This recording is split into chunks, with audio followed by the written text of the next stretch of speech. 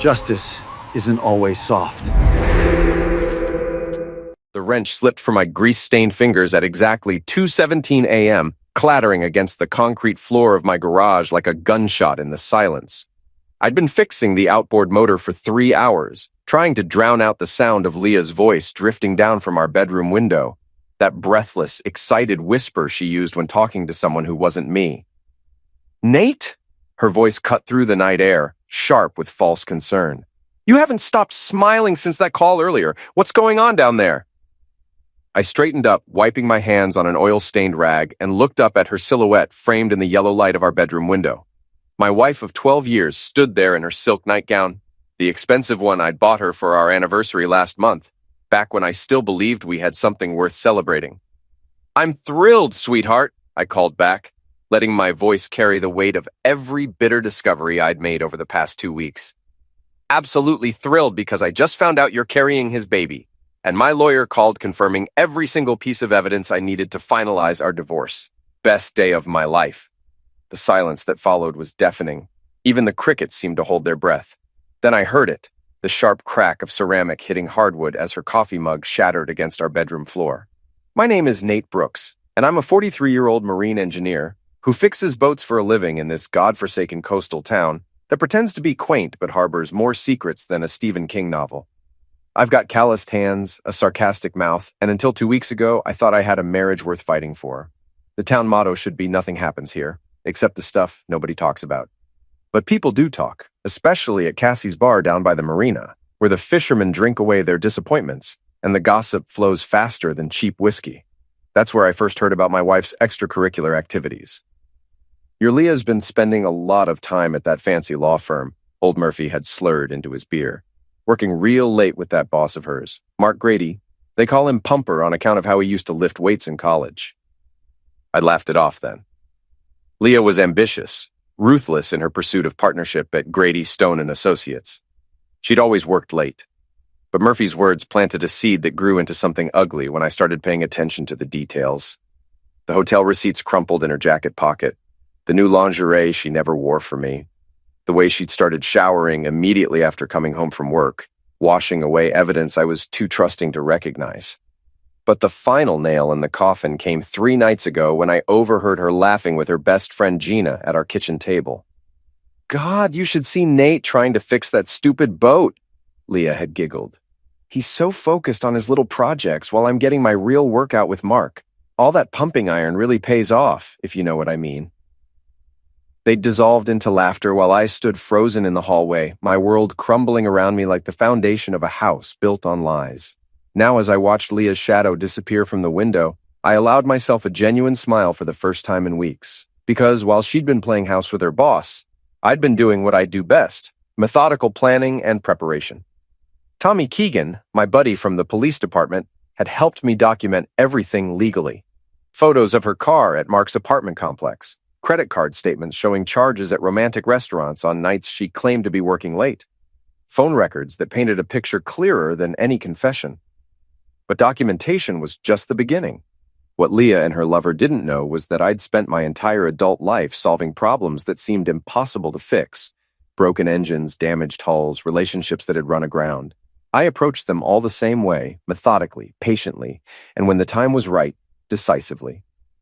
The next morning, I was elbow deep in the engine compartment of a fishing trawler when I spotted Mark's silver BMW pulling into the marina parking lot.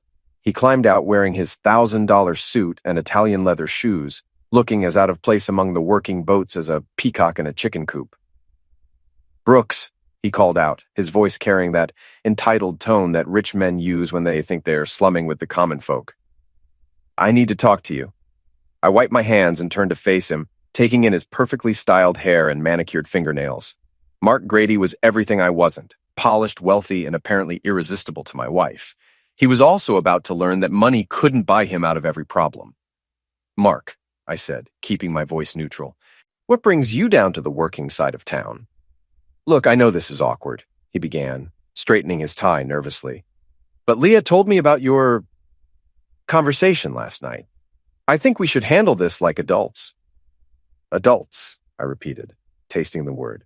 "You mean like adults who honor their marriage vows? Or adults who sneak around behind their spouse's back for months? His face flushed red, but he pressed on. I care about Leah more than you apparently do, or you wouldn't be spending all your time down here with these boats instead of— Instead of what? I interrupted, stepping closer. Instead of noticing that my wife was screwing her boss? Trust me, Mark, I noticed plenty. The confrontation was interrupted by the arrival of Cassie, who ran the marina's bait shop and had ears like a bat when it came to local drama. "Morning, Nate," she called out cheerfully, then noticed Mark. Well, if it isn't the famous Pumper Grady himself. Heard you've been making quite an impression around town." Mark's face went from red to purple. "I don't know what you're talking about." "Sure you don't, honey," Cassie laughed. "Word of advice, though. Next time you want to have a private conversation, maybe don't do it in the parking lot where half the marina can hear you." As Mark stormed back to his BMW, I realized that my quiet life was about to become very public, very quickly. In a town this size, secrets had a half-life of about 24 hours before they became common knowledge. But that was fine with me. I'd spent 12 years being the reliable husband, the steady provider, the man who fixed things quietly and without complaint. Now it was time for a different approach. That evening, I sat in my garage sharpening a set of fishing hooks when Leah finally came home. She moved through our house like a ghost, avoiding eye contact and speaking in whispers when she spoke at all. "We need to talk," she said finally, standing in the doorway between the house and garage. "Do we?" I asked, not looking up from my work. "Seems like you've been doing plenty of talking lately, just not to me." "Nate, please. This doesn't have to be ugly." I set down the hook and looked at her, really looked at her, for the first time in months. She was beautiful, I'd give her that. Even now, with guilt written across her features like graffiti on a wall, she was stunning. But beauty without loyalty was just an expensive facade on a rotten foundation. "You're right," I said, standing up and dusting off my hands. "It doesn't have to be ugly. It's going to be devastating instead." The charity gala at the Ocean View Hotel was supposed to be Leah's moment to shine. She'd bought a new dress, black silk that probably cost more than I made in a week, and spent 2 hours getting ready. She looked like a movie star walking into that ballroom on Mark's arm, while I nursed a beer at the bar, watching the performance unfold. "Heard she's moving up in the world," someone whispered behind me. "Mark's world, anyway." The snickering that followed felt like fingernails on a chalkboard. I'd lived in this town my entire life, built a reputation as a man who kept his word and minded his own business. Now I was the local entertainment, the betrayed husband who didn't know his place. But they were wrong about that last part. I knew exactly where I stood. I watched Mark guide Leah through the crowd, his hand possessive on her lower back, introducing her to his wealthy friends as if she were a prize he'd won. The sight should have made me angry, but instead, I felt something colder settle in my chest. Anger was hot and unpredictable. What I felt was calculated, methodical, and infinitely more dangerous. "You look like a man with a plan," Tommy Keegan said, sliding up to the bar beside me. He was off duty but still carried himself like a cop, all watchful eyes and careful movements. "Just enjoying the show," I replied, taking another sip of my beer. "Nate, whatever you're thinking." "I'm thinking about justice, Tommy, pure and simple." He studied my face in the mirror behind the bar. "Justice has a way of looking a lot like revenge when you're the one who's been wronged. Maybe that's because they're the same thing, just dressed up in different clothes." The first phase of my plan had already begun. While Leah was playing the devoted girlfriend, I'd been busy with my own social activities. Specifically, I'd been having coffee with Mark's wife, Patricia, who'd been conveniently out of town visiting her sister for the past month. Patricia Grady was a nice woman who deserved better than a cheating husband. She was also the type of person who believed in consequences, which made her the perfect ally for what I had in mind. "I don't understand," she'd said when I showed her the photographs Tommy had helped me take. Mark said he was working late, that the firm was going through a busy period. "He was working late," I'd replied gently, "just not on legal briefs." The conversation that followed was painful but necessary. Patricia cried, asked questions I couldn't answer, and finally thanked me for telling her the truth. By the time I left her sister's house, she was already making plans to return home early. Now, watching Mark preen in his tuxedo, while my wife smiled adoringly up at him, I felt a grim satisfaction knowing that his perfect world was about to come crashing down. The second phase began the next morning when I paid a visit to Mark's apartment complex. I'd done my homework, learning his routines through careful observation. He left for work at exactly 7:30 a.m., returned for lunch most days around noon, and usually didn't come home until after 8 in the evening. His BMW was parked in its assigned spot, gleaming in the morning sun like a monument to his success. I walked past it casually, noting the unlocked windows in his ground-floor apartment, the lack of security cameras, and the general air of careless privilege that surrounded the place. Mark Grady had lived his entire life believing that money could insulate him from consequences. He was about to learn how wrong he was. I returned that afternoon with a toolbox and the kind of focused determination that had made me good at my job. The apartment's window lock was a joke, the kind of cheap hardware that looked secure but could be bypassed by anyone with basic mechanical knowledge. Inside, Mark's apartment was exactly what I'd expected. Expensive furniture, a well-stocked bar, and photographs of himself in various poses of athletic triumph from his college days. The place reeked of cologne and self-importance. I started with his prized whiskey collection, carefully opening each bottle and pouring the contents down the kitchen sink. 30-year-old scotch, vintage bourbon, rare Irish whiskey, thousands of dollars worth of liquid status symbols swirling down the drain. Next, I moved to his bedroom, where I found evidence of his affair with my wife scattered around like trophies. A silk scarf I recognized, earrings I'd bought her for Christmas, and a framed photo of the two of them that made my stomach turn. I took the photo and left everything else untouched. Let him wonder what else I might have seen. The final touch was my signature, a note left on his pillow in block letters. Shouldn't leave things open. Anything could happen. A concerned neighbor. I was back at the marina by 3 o'clock, working on a boat engine when my phone buzzed with a text from an unknown number. We need to talk. Meet me at Cassie's bar at 8. Come alone. M. Mark was panicking, which meant my plan was working perfectly. Cassie's bar at 8 o'clock was crowded with the usual mix of fishermen, dock workers, and locals who preferred their entertainment unfiltered. I arrived early and claimed a table in the back corner where I could watch the door. Mark showed up 15 minutes late, looking like he'd aged 5 years in the past 8 hours. His usual polish was gone, replaced by the haggard appearance of a man who'd discovered that his perfect life had some very imperfect vulnerabilities. "You son of a witch," he hissed, sliding into the chair across from me. "You broke into my apartment." "Did I?" I asked mildly, sipping my beer. "That's a serious accusation, Mark. I hope you have proof." "I know it was you." Knowing and proving are two different things. I thought a lawyer would understand that distinction. He leaned forward, his voice dropping to a whisper. "What do you want?" "I want you to understand something," I replied, matching his tone. "You think you can take whatever you want because you've got money and connections. But some things aren't for sale, and some people don't intimidate easily." "This is about Leah. This is about respect," I interrupted. "Something you've never learned to show." Mark's face flushed red, and for a moment I thought he might try to take a swing at me. Instead, he stood up abruptly, knocking his chair backward. "This isn't over," he snarled. "No," I agreed, raising my beer in a mock toast. "It's just getting started." As he stormed out of the bar, I caught Cassie watching me from behind the counter. She walked over with a fresh beer and a knowing smile. "That man's got more enemies than friends," she said, settling into Mark's abandoned chair. "Word around town is that his wife came home early from her trip. Seems she had some interesting questions about his recent activities." "Really?" I asked, though I already knew the answer. "Oh yes, Patricia Grady was seen moving her things out of their house this morning, took everything she could fit in her car and drove straight to her lawyer's office." The satisfaction I felt was better than any whiskey Mark had been hoarding. Phase 2 was complete, and the ripple effects were already spreading through the community like cracks in thin ice. But I wasn't done yet. Not even close. Patricia Grady filed for divorce on a Tuesday morning, and by Tuesday afternoon, the entire legal community in our small town was buzzing with the news. Mark's reputation, so carefully cultivated over the years, began to crumble like a sandcastle at high tide. I learned about the filing from Tommy, who'd heard it from his cousin who worked at the courthouse. The details were deliciously brutal.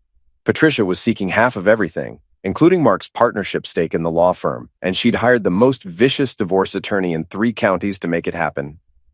"She's not messing around," Tommy told me over coffee at the marina. Word is she's got photographs, financial records, the whole 9 yards. Someone did their homework. Good for her, I said, keeping my expression neutral. A woman deserves to know the truth about her marriage. What Tommy didn't know, what nobody knew except Patricia and me, was that I'd spent the past week helping her document every aspect of Mark's infidelity. Not just the affair with Leah, but a pattern of behavior that stretched back years.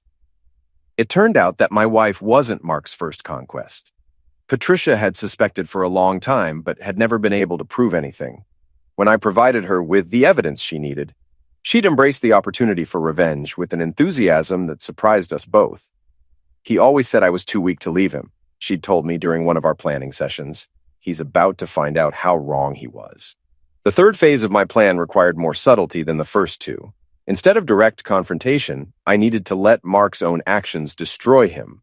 And, like most arrogant men, he was perfectly willing to provide the rope for his own hanging. The opportunity came when Leah announced she was taking a week off work to think about our marriage. She moved into Gina's apartment downtown, leaving our house feeling empty and strange. But her absence gave me the freedom to operate without constantly looking over my shoulder. I started with Mark's professional life, using contacts I'd built over 20 years of working in a small town. The marina serviced boats for wealthy clients, including several judges, city council members, and business leaders who had dealings with Mark's law firm. It's amazing what people will tell you when they don't think you're paying attention. Conversations overheard while working on their boats, casual comments about legal fees and questionable billing practices, complaints about Mark's arrogance and unprofessional behavior. I began connecting dots, following paper trails, and asking innocent questions that led to not-so-innocent discoveries. Mark's law firm wasn't just handling routine legal work. They were involved in some questionable real estate deals that skirted the edges of legality. The beauty of it was that I didn't have to manufacture evidence or break any laws. I just had to pay attention and let Mark's own greed expose him. The breakthrough came when I was working on Judge Morrison's yacht and overheard him complaining to his wife about a case that had been mysteriously delayed. "Mark Grady keeps finding new reasons to postpone the hearing," the judge muttered, almost like he's buying time for someone to cover their tracks. That evening, I made a phone call to the State Bar Association's ethics hotline. I didn't make any accusations. I simply reported what I'd overheard and suggested they might want to take a closer look at the firm's recent activities. By Friday, investigators were quietly reviewing files at Grady, Stone, and Associates. But my personal revenge was just getting started. Saturday night, I was nursing a beer at Cassie's when Leah walked in with Gina. They took a table near the front, clearly intending to be seen. Leah was wearing the dress she'd worn on our first date, which felt like a deliberate insult. "She's trying to make you jealous," Cassie observed, refilling my glass. "She's succeeding," I admitted, "just not in the way she thinks." I watched my wife laugh and flirt with the other patrons, playing the role of the newly liberated woman. She was putting on a show, trying to prove that she didn't need me, that she was better off without the boring husband who spent his time fixing boats. What she didn't know was that her performance was being recorded by Tommy, who was sitting at the bar in civilian clothes with a clear view of her table. Every laugh, every flirtatious gesture, every moment of apparent happiness was being documented for the divorce proceedings. "You know," I said to Cassie, loud enough for my voice to carry across the bar, "it's funny how some people think they can just walk away from their responsibilities without consequences." Several heads turned in my direction, including Leah's. I raised my beer in her direction with a smile that had nothing to do with friendliness. "Here's to new beginnings," I announced, "and to people getting exactly what they deserve." The bar fell quiet for a moment, the tension thick enough to cut with a knife. Then Leah stood up abruptly and walked out, leaving Gina to scramble after her. "That was cold, Nate," someone called out from across the room. "Sometimes cold is what the situation requires," I replied. Monday morning brought news that sent shockwaves through the legal community. Mark Grady had been suspended from practicing law, pending the outcome of the State Bar investigation.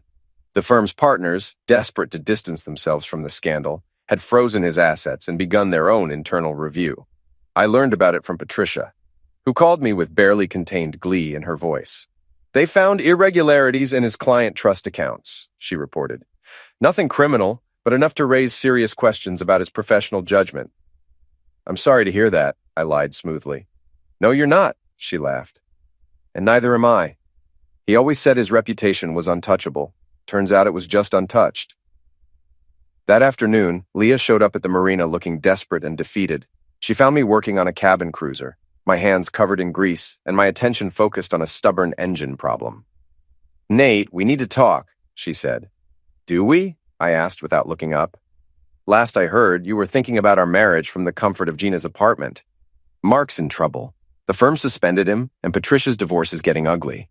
I think I made a mistake." I set down my wrench and looked at her for the first time since she'd arrived. She was still beautiful, but there was something different about her now. The confidence was gone, replaced by uncertainty and fear. "A mistake," I repeated. "That's what you call it. I know you're angry." "Angry?" I laughed, but there was no humor in it.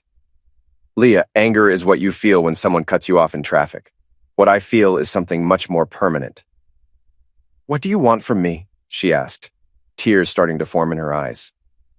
"I want you to understand that actions have consequences," I said. "You made your choice when you decided that our marriage vows were negotiable. Now you get to live with the results." She tried to argue, to explain, to justify her behavior, but I'd already turned back to the engine. After a few minutes of being ignored, she gave up and left. That evening, I sat in my garage cleaning my tools and planning the final phase of my revenge. Mark and Leah had taken everything I'd built over 12 years of marriage and treated it like garbage. Now it was time to show them what real loss felt like. The annual Founders' Day celebration was coming up in 2 weeks. The whole town would be there, including everyone who'd been whispering about my humiliation. It would be the perfect stage for the final act of this drama. I smiled as I put away the last of my tools. Mark Grady thought his worst problems were behind him. He had no idea what was coming next. Founders' Day in our town was always held in the Central Park, with booths selling local crafts, a small stage for speeches and announcements, and enough gossip floating around to fuel conversations for months. This year's celebration had drawn an even bigger crowd than usual, thanks to the ongoing drama surrounding Mark Grady's fall from grace and the dissolution of several prominent marriages. I arrived early, wearing my best shirt and carrying a manila folder that contained the culmination of 4 weeks of careful planning. Tommy was already there, positioned near the stage with a clear view of the crowd. Patricia Grady sat in the front row, her divorce attorney beside her, both of them looking like they were about to enjoy a very satisfying show. Mark showed up 20 minutes before the scheduled start, looking haggard and desperate. His suspension from the law firm had become permanent, his assets were frozen pending multiple investigations, and his reputation was in ruins. But he still carried himself with that entitled swagger that had always made my skin crawl. Leah arrived with Gina, both of them dressed like they were attending a fashion show rather than a community event. My wife had been staying at Gina's apartment for 3 weeks now, playing the role of the wronged woman who'd been driven away by her unreasonable husband. The irony was lost on everyone except me. "Ladies and gentlemen," Mayor Davidson announced from the stage, "we have a special presentation today from one of our longtime residents, Nate Brooks." I'd volunteered to give a speech about the importance of community values, a request that had been enthusiastically approved by the organizing committee. After all, I was the stable, reliable marine engineer who'd lived here his entire life. Who better to talk about integrity and trust? I climbed the steps to the small stage and looked out over the crowd of familiar faces. These were my neighbors, my customers, people I'd known for decades. They'd watched my marriage fall apart with a mixture of sympathy and morbid curiosity, and now they were about to see how the story ended. "Thank you all for coming," I began, my voice carrying clearly across the park. "I want to talk today about something that's been on my mind lately, the importance of truth in a community like ours." I opened the manila folder and pulled out the first document, a photograph that I held up for everyone to see. "This is a picture of my wife Leah and her boss Mark Grady at the Ocean View Hotel 3 months ago," I announced. "They were there for what Mark told his wife was a business meeting. Funny thing about business meetings, they don't usually involve booking rooms by the hour." A murmur ran through the crowd. Leah's face went white, and Mark looked like he was about to be sick. "Now, I know what some of you are thinking," I continued. "This is private business, something that should be handled quietly between adults. And you're right, it should have been. But when private business becomes public entertainment, when my marriage becomes the subject of barroom jokes and coffee shop gossip, then I think the community deserves to know the whole truth." I pulled out the next document, a financial statement that I'd obtained through Patricia's divorce attorney. This shows how Mark Grady used client funds to pay for his extracurricular activities. Hotel rooms, expensive dinners, jewelry that never made it home to his wife. Not technically illegal, but definitely not the kind of behavior you'd expect from someone who holds himself up as a pillar of the community. Mark started to stand, but Patricia's attorney whispered something in his ear that made him sit back down. "But the real interesting part," I said, pulling out a thick stack of papers, "is what happened when Mark's world started falling apart. See, when a man like Mark Grady gets desperate, he makes mistakes. Big mistakes." I held up a recording device that Tommy had helped me obtain legally. 3 days ago, Mark approached my wife with an interesting proposition.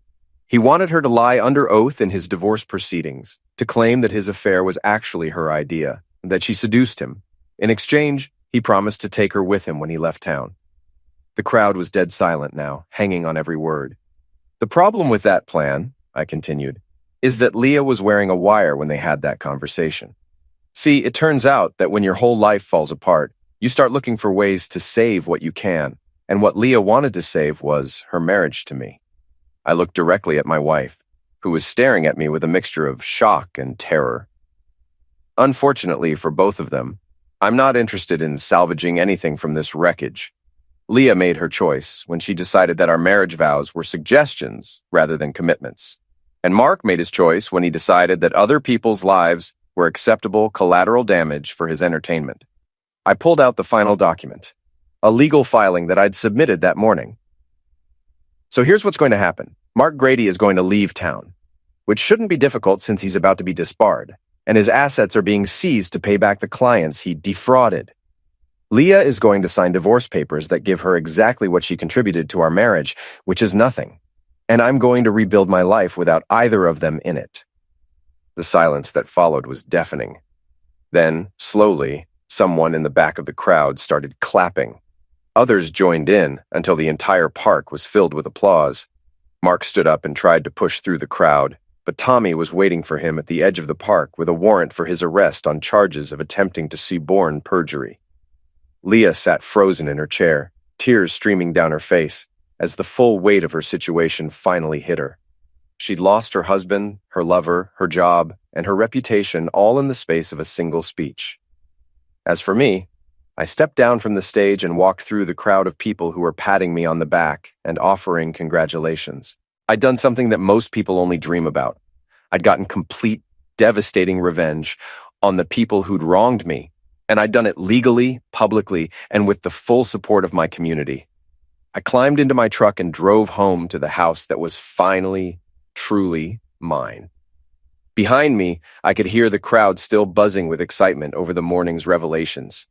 By evening, the story would be told and retold in every bar, coffee shop, and dinner table in town. Mark Grady and my ex-wife would become cautionary tales, examples of what happens when you underestimate the quiet, reliable people who make communities work. And I would go back to fixing boats, secure in the knowledge that I'd proven something important about the nature of justice. Sometimes the good guys really do win.